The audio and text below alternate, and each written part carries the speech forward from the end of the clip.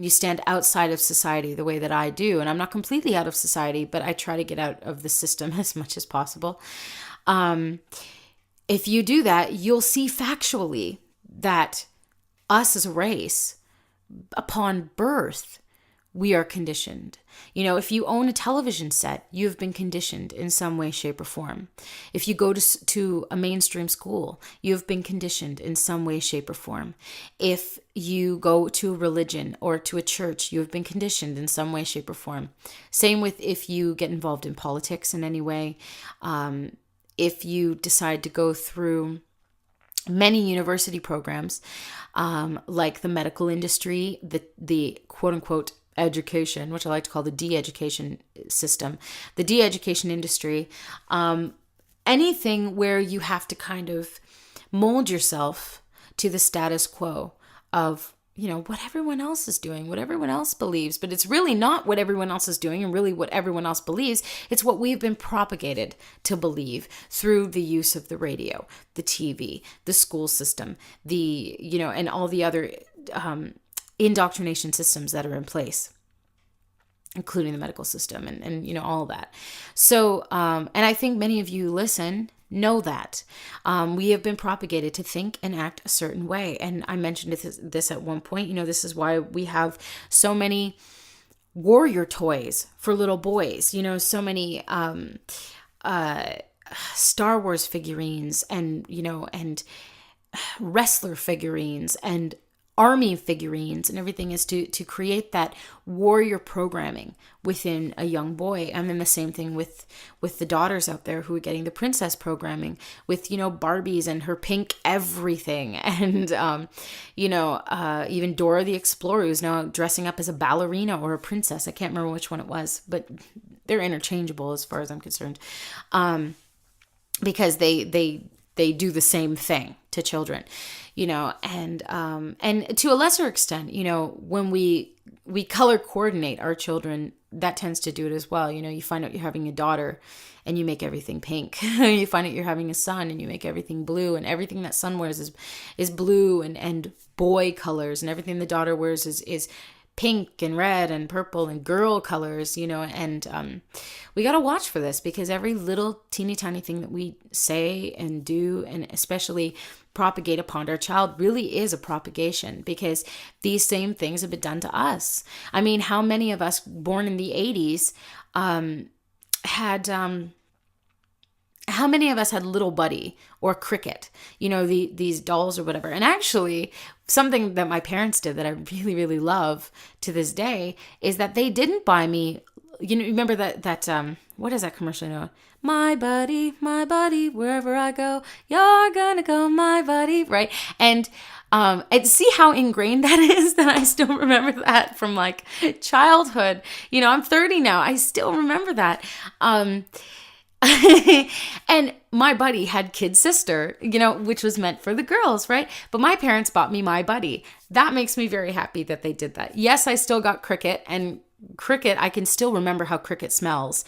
That's how incredible our brains are, that she had that talcum powder brand new baby smell. It was really incredible. But there are certain toys that are, pushed for the girls, and certain toys that are pushed for the boys. And I really love that my parents gave me what was considered a boy toy. And I use that term not like boy toy, but you know what I mean. A male toy, as opposed to just getting me girly stuff. And so, we have this programming all the time. So I wanted to make that perfectly clear, because I know that there are some people in my life who have heard me say those sayings, say that so many have been indoctrinated, mind controlled, conditioned, and have taken them as forms of judgment when they're not judgment. If you stand a little bit outside of the sphere of society, of societal propriety, you see that we have been propagated against, and we have been conditioned from the minute that we're popped out, and it's the same thing with my using the phrase the sick system, because if you stand back, even those in the system are seeing that it's a sick system, but if you definitely stand back from society, from societal propriety, you are seeing that it is a sick system. I mean, if you listen to lots of whistleblower and contactee information, people who have had contactee experience within the realms of extraterrestrial communication, you see that we are a very young society. We are a what's considered an infant society or adolescent society. We're a planet. The whole planet is considered, very infantile. And not in a judgmental way, but because we are in the beginning stages of our consciousness awakening. And look around you, because you'll definitely see that, and especially considering the things that people are willing and open to be talking about lately. It is absolutely mind illuminating. It's mind blowing. And despite my last couple of days having been a very emotional and hard time for me, I am very, very happy to be here at this time, because we chose to be here at this time for a particular reason, and that was to see something incredible.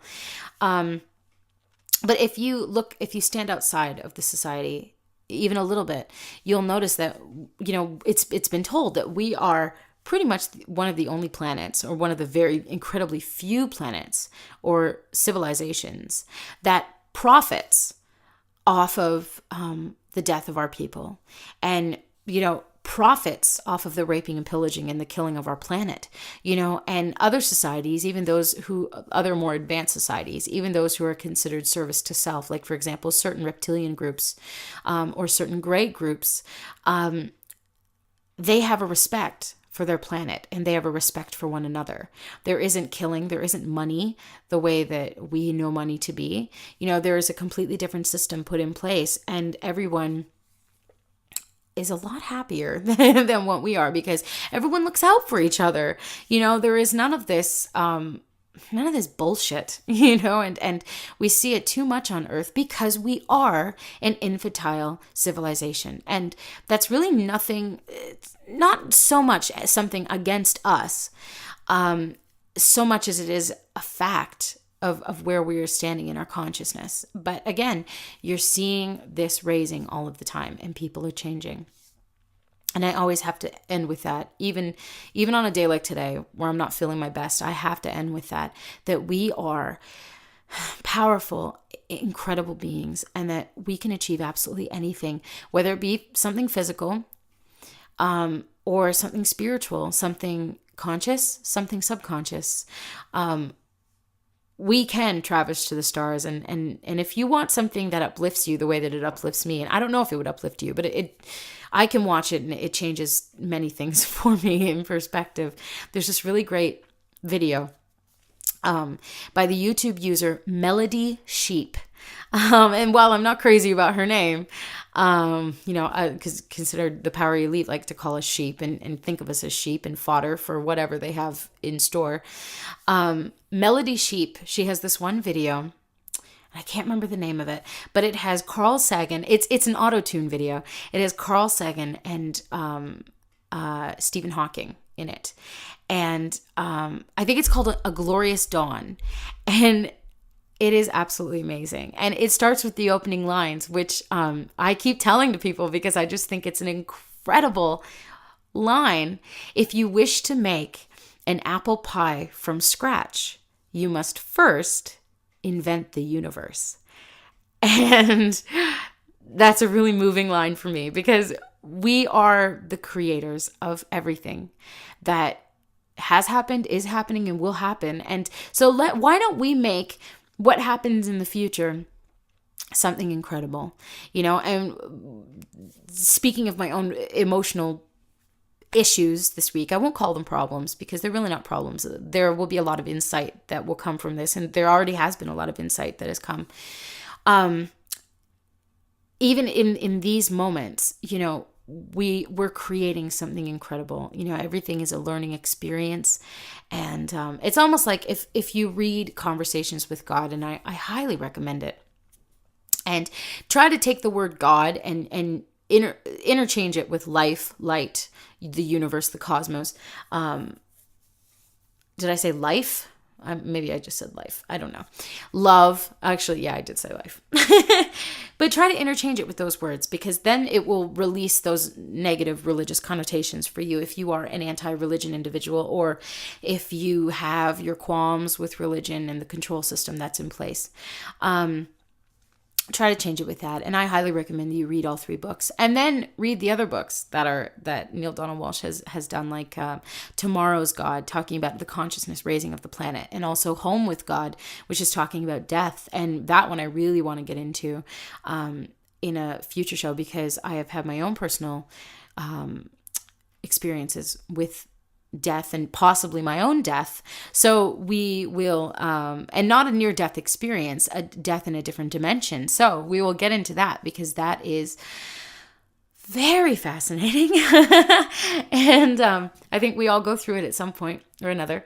Before I got into this show today, being at the emotionally bereft area I'm in, I felt like I'm not going to have anything to talk about. I'm going to be lost. I'm going to be confused. I'm going to sound like a total dink, right? And here we are at 70 minutes, and again, I wanted it to be a shorter episode, but I'm sorry.